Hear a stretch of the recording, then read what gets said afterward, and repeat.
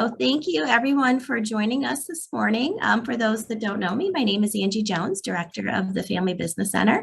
This is our first webinar of the year, so we are glad you are here joining us, and it is a good one. We are here to talk about business email compromise and ransomware protection. Always a hot topic with our members. Really important stuff here. So how we typically do our webinars, if you haven't been part of one before, is again, I'm going to ask everyone to mute. If you have any questions, please utilize the chat feature. I assume everyone knows mute or knows Zoom these days, but if you don't know where the chat feature is, just hover below at the bottom, click on chat, your chat box will appear. You can send a question directly to me, Kirsten, or Megan, or you can put it out to the entire group. We will monitor that, and then we will likely save the questions for the end. Unless if there is something specific to what she's talking about at the moment, can you please clarify this, or can you go into more in depth on this topic? So we will go through those and be your voice for you. If you find you have a question that's a little more in depth and you need to articulate that yourself, just flag me, let me know that, and we will call on you when appropriate, ask you to unmute and then ask the question yourself. I think you all heard when you joined that we are recording the session and it will be on YouTube later this afternoon. We'll send the link out. That way you can share it with, either we review it or share it with any of your colleagues that may have missed it.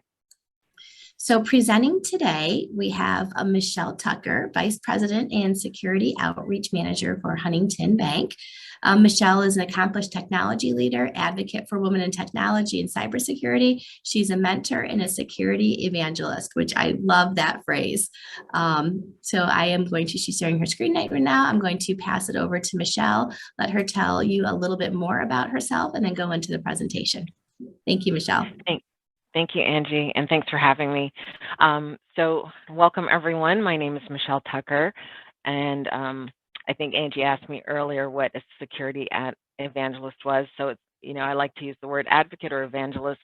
I have the opportunity in my role here at Huntington to speak to both our internal business segments and colleagues across our company, and then also to our community, like yourself and customers, where I get to advocate for our security suite of services and the work that we do here. So within our organization, we cover cybersecurity, physical security, and fraud. And what we are doing is really building a organization where security is top of mind. So I get to go out and talk about what we do. So today, my presentation that I'll run through, again, there's a lot of information here. I'll go through the slides, and like Angie said, if you have questions, those that I can answer, I will absolutely answer those immediately. And anything that you stump me on, of course, we love to do the research and get back to you where we can. So if I go ahead and get started, today we're going to talk about, really it's about BEC and ransomware. That's the overall gist of the presentation, and I'll walk you through some areas that we like to share about. So here we go. And of course, with technology, anything happens. So our agenda is, so first the disclaimer, we have our legal ease that, of course, our folks, we're sharing best practices, and this is something that, again, we go out to information in the industry and really look at what's happening. And while we know threats are on the rise, we won't capture everything, but hopefully you can take away and glean from some of the nuggets we share and really look at how you can put some things in place where you are. So our agenda, today we're going to look at BEC, best practices, ransomware prevention, and then of course leave some time hopefully for some Q&A. All right, and this is the legalese I was talking about. So again, we always say this, we are giving you best practices, not saying you have to go and do anything, but really, again, hoping you can glean through some of what we share today. So BEC, again, when you look at this, is it really email compromise? A lot of people look at BEC, business email compromise, and phishing, and they ask what the comparisons are. When you think about BEC, it's really a business-focused phishing attempt where people are trying to gain fraudulent access to your information to move dollars, right? So that's what the fraudsters are really about. They want to get money movement, so they pretend to be executives at your organization, from your CFO, CEO, whatever they can do, and really try and gain access to those dollars and make the funds move to their benefit. Okay. So when we think about phishing, like I said, phishing is generally an attempt to pretend to be a very familiar organization or person within your organization where they are looking at things like compromising your systems with malware and ransomware, credentials using usernames, anything they can do to falsify how things look to the receiving or recipient of the email. So we often tell you to look at the general phishing attempt best practices from grammar, request to move immediately, actions, or I need you to do something really fast. We want you to take a step back and look at those email attempts again, even if it looks familiar. Read through it. Would your CEO send you an email and ask you to send over dollars or funds? Probably not, right? There should be protocols that you have in your organization that if certain people were to send you an email, you would have to follow procedures. So making sure that your procedures are fully in place and that your colleagues or employees know how to move through, again, immediate requests for action. Not that we don't want you to stop doing things that you should automatically, but we want you to really take a step back and say, are we doing this correctly? So again, compromised system and malware is usually within phishing. And then when you look at BEC, disclosure of sensitive information, personal information, and again, key here is the funds movement, right? Where they're asking you for dollar movement, we want you to really put your protocols in place and not respond quickly to those. For BEC Tactics, of course, we're looking at sense of urgency, timing, again, often close to end of business on a Friday, where you're probably trying to end your work week and get things moved through your system. But is someone really going to say it's 6 o'clock at night and, oh, I need you to move $1 million right now? Probably not. They probably, within your organization, start those funds transfer requests during the regular work hours or protocol. So thinking about how quickly things are looking, use of crisis, I have to have this done, we don't have time, or, some of those tactics that they try. Then they also look at increasing development, sophistication of open source, social media, social engineering.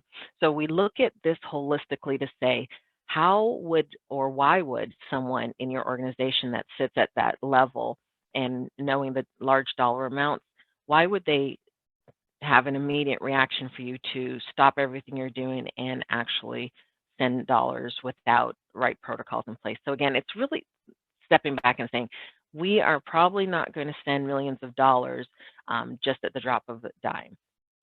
And so when we think about how the fraudsters are looking at requesting money, we look at this one case study here, and it's invoicing electronic payments.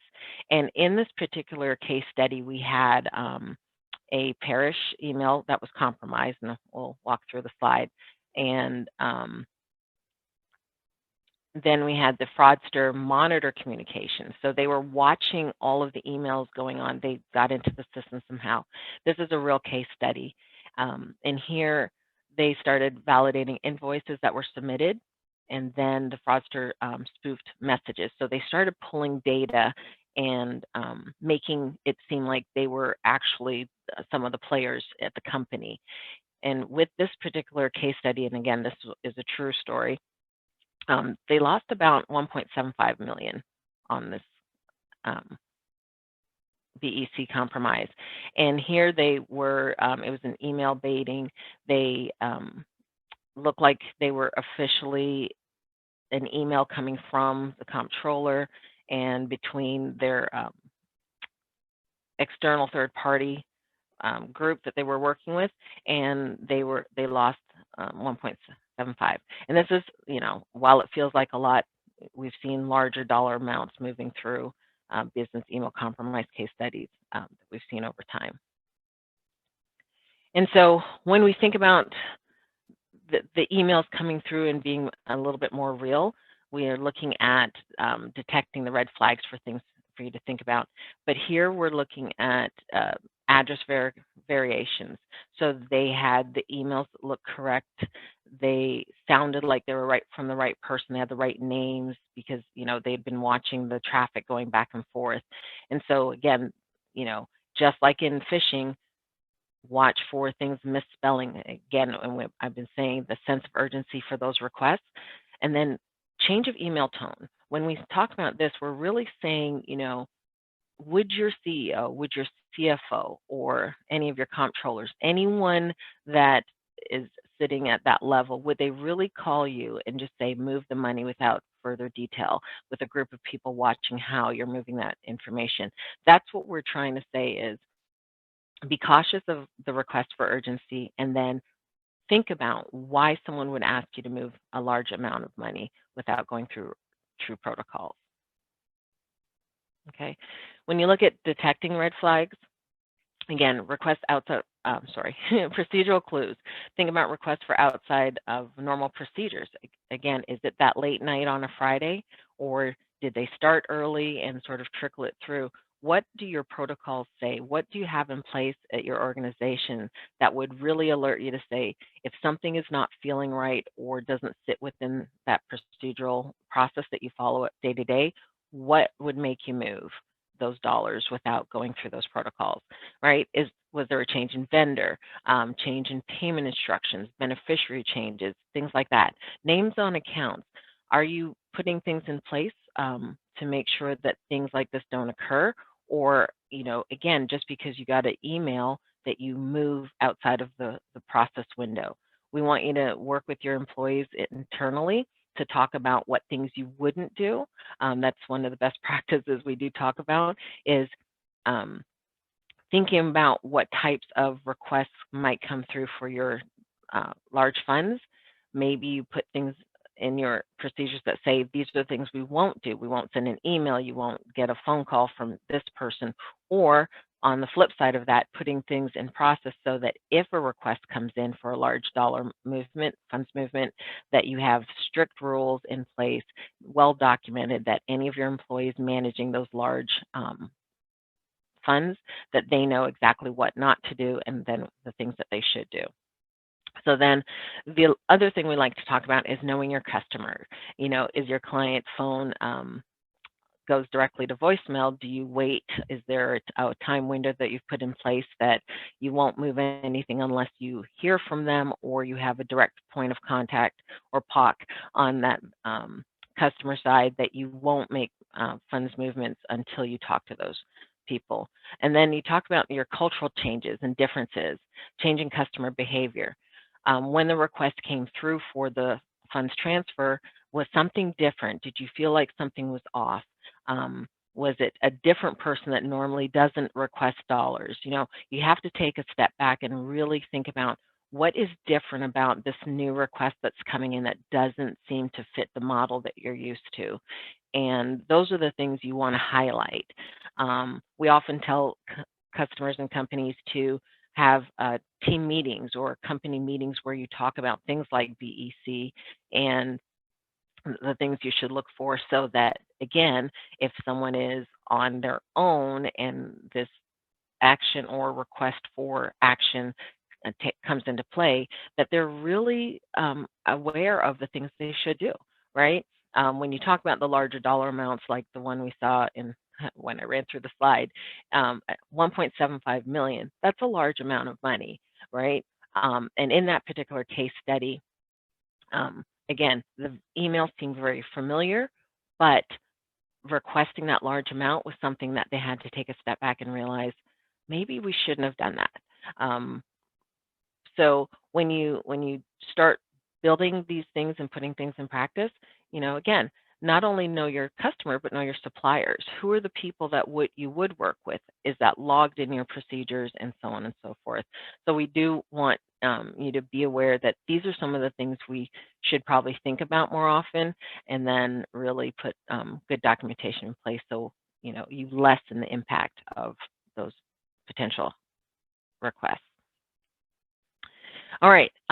So the best practices here for BEC, we look at technology, process, and people.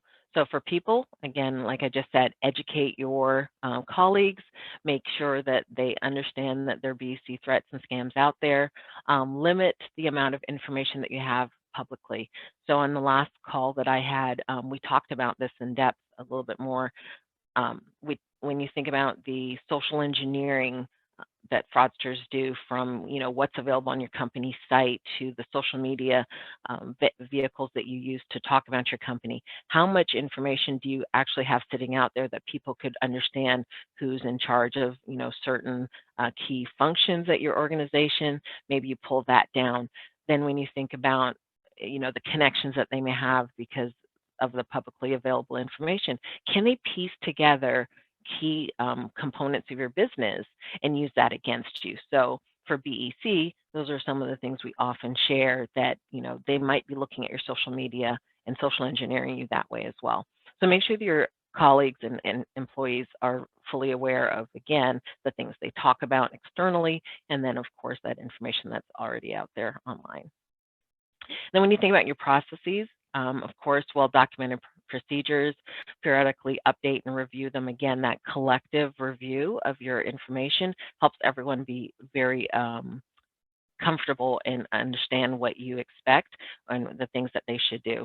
So we talk about really good documentation, and then evaluate your processes for trouble spots.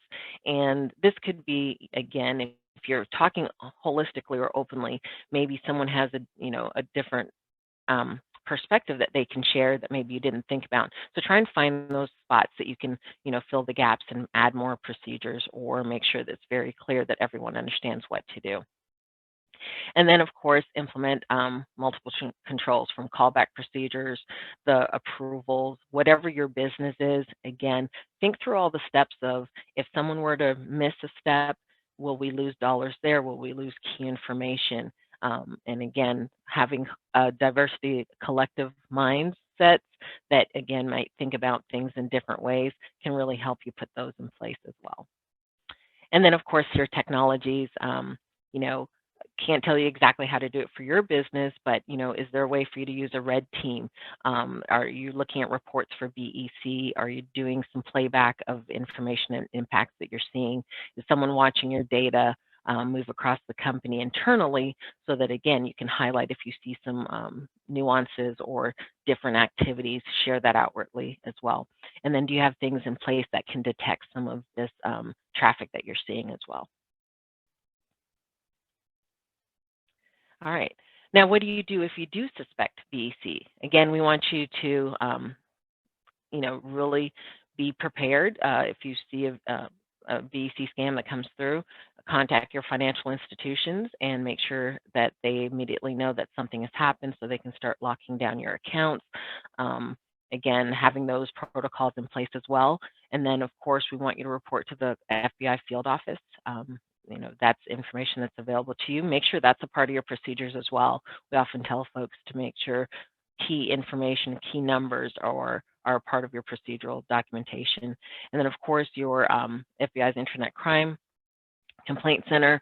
If you have been compromised, we want you to raise your hand and move as fast as you can to acknowledge those impacts, so that, again, the FBI can help you in working through some of the hardships that you'll face, and they can start looking for the bad guys for you. And then, of course, contact your cyber insurance carrier. We'll talk about cyber insurance for a brief second, and engage in forensic and remediation services. So a lot of work that happens on the back end when you're impacted, and we want you to really, really, really be prepared. So having these numbers, especially on this particular slide, is really important for you to have logged. Make sure it's available to all your colleagues. Internally, build a process where, again, if it's that raise your hand, if you see something, say something, do your colleagues internally know how to react if you were subject to this? All right, and then if we go ahead and we start looking at ransomware, Webster's definition is this is malware that requires a victim to pay a ransom to access encrypted files. So Again, just a big definition. This is bad stuff happening all over, right? We're seeing more threats pop up. What does that look like? So if you think about ransomware, and here this slide is really talking about your file's been encrypted. Um, Danger, don't change files by yourself. Don't use third-party software for storing your data or antivirus. It's the thing. It's a scary thing when you've now been ransomed, where you can't obtain your data and they've got a lock on your information. Okay. Sometimes this is what it looks like. Your computer has been infected. You know, they do all kinds of things where you can have a pop-up screen. We probably can add some more images where you can see it, because it does happen. We're even seeing or have heard in hotels where you can potentially have your key lock with the key cards. Um, where they lock you out of your room, or they lock you in your room and you get ransomed out. It's just a lot of things that can happen with the digital transformation we're all going through. What does that really look like for you? Okay. And then when you're talking about responding to ransomware, on this slide here, we're showing you some data from 2018. We could probably get some of these updated as well. But if you're victimized, in the past 12 months, did your organization pay a ransom? Well, it's a lot of opportunities that when you're ransomed, what it could look like. So here we're looking at, some didn't pay, 42.3%. You've got recovered data in 2020, it was 66.9%. And then they did some comparisons between 2018 through 2020. And it's increasing, right? So whether you're on the negative side and you're totally ransomed and didn't get that back, or you were able to recover, it's still a huge impact to you as an organization. And when you are a victim of ransomware, we definitely want you to make sure that you have, again, protocols in place that help you reach out to the right teams to look at the information and figure out how to move forward. And when you think about ransomware, there's other things where they have hush money. They're asking you, doing the name and shame, where they'll put your information on blast if you don't pay more money, leaking information, and then then they might auction your information, or they actually don't come through on the promise that if you pay, you might end up paying more, or they don't give you back your data. So a lot of this is still just, again, dealing with fraudsters, or the bad guys as we call them. You'd never know what you're going to get. So we do hope that in any case you don't get or become a victim. But for those that do, these are some of the other things they have to think about. A long, hard look at, do we pay? If we pay, what does that mean to our company? And then, what does it mean on the back end? Are they really going to give you back your data? So we hope that, you never fall victim to that, but these are things you have to look out for on the other side of that. All right, advisory on potential sanctions and facilitating ransomware payments. Again, I'm not going to read through this slide, and the next one as well. We have advisories. We have there's facts out there that you can find online. But again, working with your key organizations like the FBI, like we mentioned before, we're seeing more and more threats happen, but we also know that a lot of people do not fall victim to ransomware, but we want you to be aware that these are really happening. So again, ransomware advisories, this one was from 2020. Again, information that you can find online, key resources. We can send over a couple slides that we have that share some of this information. It's happening, right? And we want you to just really be fully engaged in looking online, making sure that you're aware of what's happening out there as well, because there's always going to be new things. So here we are. I'm going to run through this list a little bit. So if you look at the list on the right, Howard University, September 2021, they had an attack. You've got, I'm going to jump down to JBS Foods, May 2021, and they had $11 million that was ransomed. Again, you don't know how long this thing takes. You don't know how long they'll hold your dollars or, keep you bound to working to pay the money. But these are happening often. So what are you putting in place is really the message behind this in your organization to um, protect against it or be better prepared is what we'd like to say. You can't always protect against everything. So what are you doing to protect yourselves against some things, right? Again, you just don't know how they're going to come. You don't know what they're going to do. But if you have some key components in place, it just helps the impact be lessened.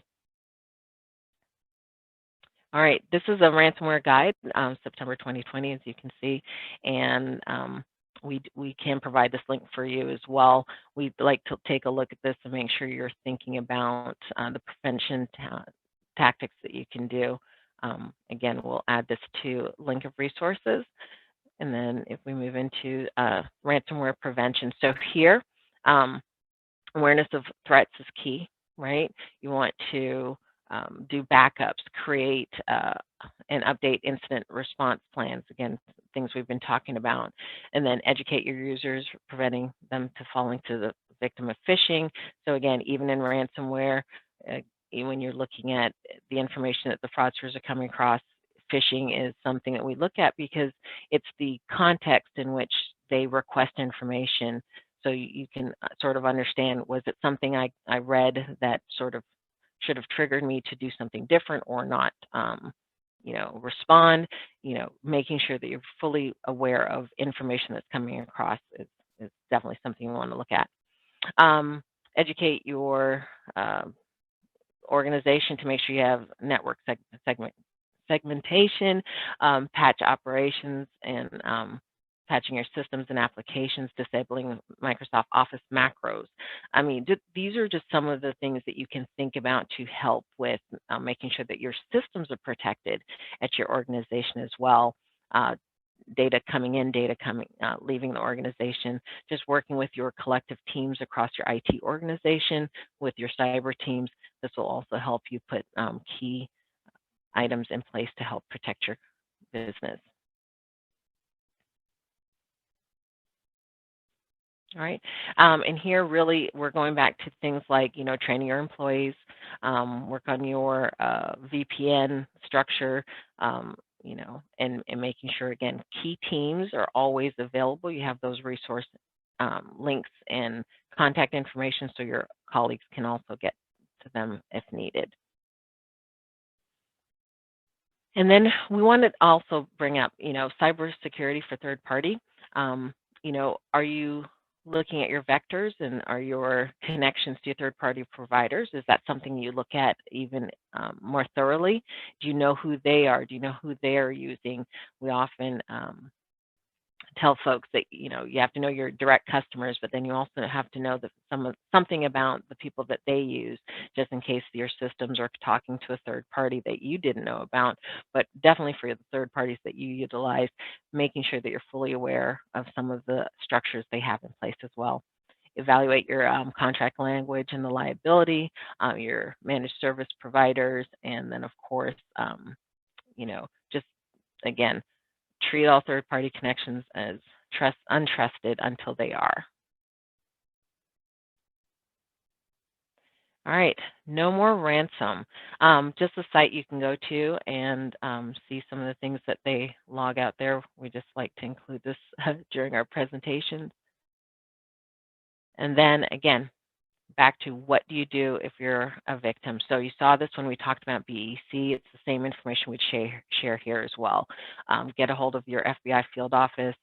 Make sure you do the crime complaint center, and definitely 100% make sure you reach out to your financial institutions to let them know that you've been a victim, you've fallen victim to that. All right, so I know I ran through that a little bit. Now we're going to move into our cyber liability insurance. So again, I will say for record, I am not a cyber liability insurance expert. However, at Huntington, we have a wonderful team of people that are very focused on sharing this with our customers, again, with our internal organization.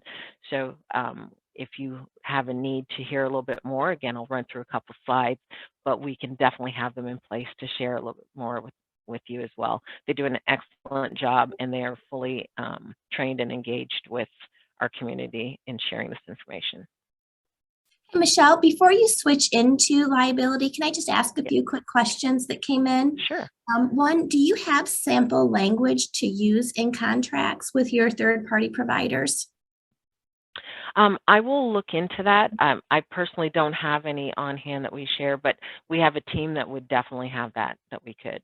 So if you could send that over to me, Angie, I will definitely pull that up for you. Yep. Great And question. do you find that a lot of the ransomware are being asked to be paid in cryptocurrency? That we're seeing a rise in that right now. But again, with some of the changes we've been managing, that's one of the things I can add to future presentations, right? Updating some of the impacts we're seeing. So yes, crypto is a large focus as well. Okay, great. Yeah, great question. Thank you.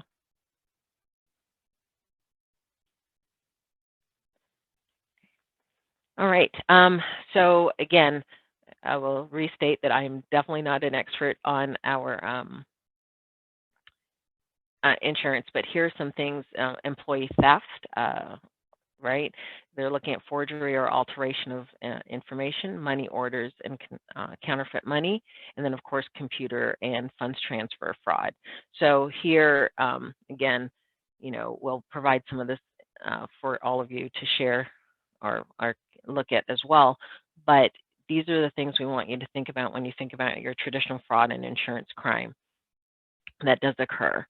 So for cyber insurance, again, you can have your breach and response crisis management, and this is where coverage response to a network or privacy breach. And then coverage here would include your breach of notification, public relations, forensic consultants, and credit monitoring. And then for cyber extortion or loss, here you're looking at coverage response to a threat by third party to commit a network or network security or privacy breach. And then the third one that we have is business interruption and coverage response to loss of income resulting from a network security breach or network attack, and extra expenses incurred restore network to original condition. And then the final one on screen we have is data restoration, and this is where coverage responds to cost to restore data destroyed or altered as a result of a network security breach.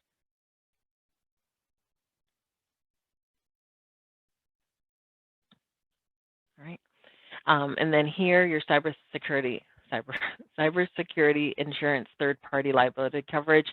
You have your network security liability, privacy liability, regulatory coverage, website media and multimedia, and then professional liability.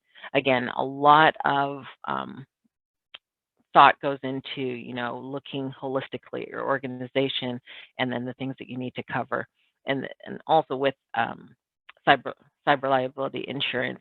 We're finding more and more, and this is, like I said, where our experts could come in and share, where you have to have it. So sometimes you can't not have cyber liability insurance, and we're wanting you to take a step and really work with the experts that can help you secure that. So again, if that's something that's of interest to you, we'd be more than happy to bring our resident experts to share.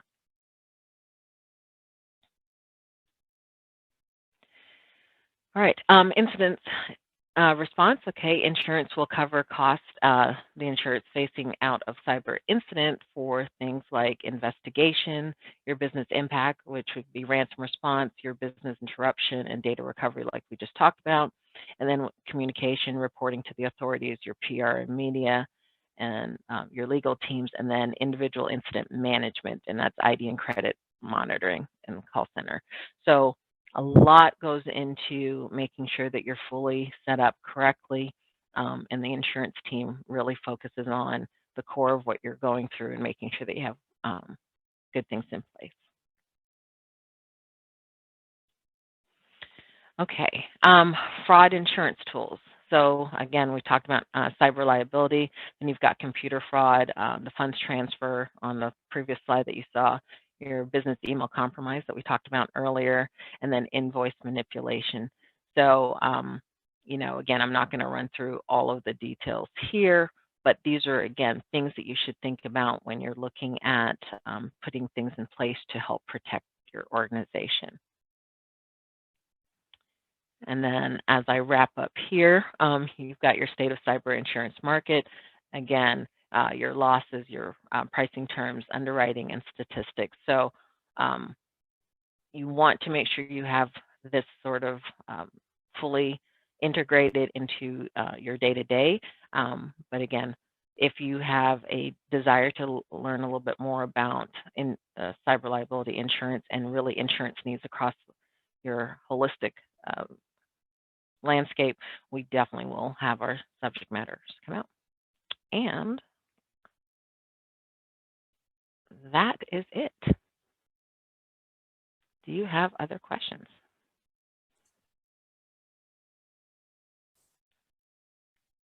Yeah, I had a question. So what about if you talked a little bit earlier about like how ransomware and how they kind of follow what you're doing and how they find you.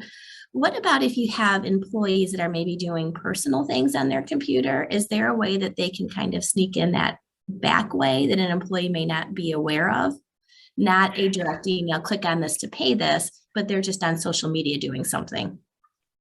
I think there are ways that could happen, but this is where we talk about having your, what most people call data protection and, your internal security teams really putting protocols in place, right? Implementing tools that would help monitor that. So, nothing is private when you work at an organization, right? We want to make sure everyone understands that, and that is some of the things that they're looking for, right? You have your red teams, purple team, whatever you have in place. That's the data they're looking for, because a lot of issues can happen internally. So yes, if someone kept something, you could be breached. Absolutely, it's a potential threat. And then for smaller companies, smaller businesses that don't have a whole in-house IT, maybe someone's just doing that. Who do they, and might not even understand any of these terms that we're talking about, what kind of resources are out there that can help them protect themselves? And is that something that the bank can provide? So we do some small business nonprofit touch points as well, and we have within our security organization, my team that I sit in, we are working with small business nonprofit organizations as well, and doing conversations and webinars like this as well to help them connect. So there's an opportunity for us to share that. And we do see, especially being a community bank, that's something we do want to look out for, is that they might not have a robust program in place. So we do get to talk to them as well. And what are the recommendations now with a lot of people working more remote, working maybe on their home networks or working from coffee shops on, Panera's Wi-Fi? Are there any recommendations on that, or things that companies should be doing or tools they should be providing their employees? So while I can't give you tool specific, our general touch point that when we talk around our personal liability, so thanks for that question, Angie, we want you to think about, it's sort of like when you travel, right? You don't connect to every outlet out there because you don't know what someone has staged at a location. So always, making sure you do your password protection, creating, security on your own systems, locking your computers and watching who's around you. So we still talk about, screen protecting your data. If you're doing work from a remote location, even if in your home network, I did a presentation a couple weeks ago. We talk about, even though you might have maintenance coming through your house, I'm working here in my home remote now. So if I were to have maintenance in, I should still be protecting my screens, making sure that, again, I don't have anyone that can join my network, making sure you have a VPN or other protocols in your home. We also talk about, the Alexas of the world. I think I made a funny the last time I was in my room and I said something to someone, my daughter's here, and then Alexa started saying something. I'm like, "But why are you listening to me, Alexa?" And she sort of said, "But I'm not." I'm going, "No, but you just responded, so that means you are, right?" So, the smart home devices, from the fancy fridges that have uh, a network connection, you really just have to make sure that you're securing your home. And again, if you're going out to a public place, we want you to do the same. Do your personal protection so that the device you're using, whether it's your personal or a mobile device you have for work, that again, you're using the proper protocols they have in place for you to securely access data. Okay. If you're on a public network, again, let's say you're at Panera and you're on Panera's Wi-Fi, could someone get access to what you're just doing at the moment on your computer? Or once they have accessed and hacked in, they can see everything that's on your computer? I would loosely say that there's a potential for any of that, right? Um, so you again want to make sure you're not plugging your USB port into just any port, and that you're looking at the security mechanisms and things you have on your system to make sure that they're fully functional. We often tell you to do your updating your OSs and things like that. So again, the vendor that you're using, your third party, they're protecting your part of your data as well. Okay. That's all the questions that I had or that I saw come through. I don't know if anyone else has any questions that they want to unmute and ask.